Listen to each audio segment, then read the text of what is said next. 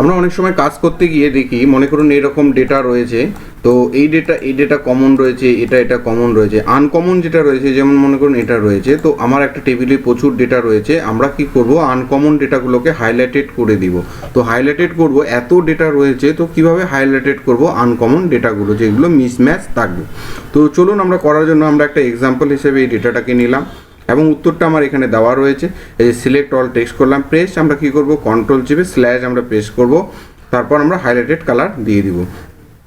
তাহলে আমরা কি করব, এবার কন্ট্রোল চিপে আমরা এই স্ল্যাশটা পেস্ট করলাম, আপনি দেখুন এই দেখুন XYZ, রানা দেব আর নন্তু জানা, যে আমি একটা নাম দিয়েছি কাল্পনিক, সেই নামগুলো কি হলো তাহলে হাইলাইটেড হয়ে মানে সিলেক্ট হয়ে গেল এবং হাইলাইটেড কালার দিয়ে দিব। তাহলে আমি এখান থেকে যে হাইলাইটেড ফিল কালারটা দিয়ে দিচ্ছি, আমি কি দিব, আমি ইয়েলো যদি দিই তাহলে ইয়েলো আমার হয়ে গেল। দেখুন তাহলে আমার এগুলো হচ্ছে আনকমন, এই কন্ট্রোল প্লাস স্ল্যাশের মাধ্যম দিয়ে খুবই মানে যত সংখ্যায় ডেটা হোক না কেমন আনকমন ডেটাগুলো মিসম্যাচ দেখতে পারবেন এইভাবে।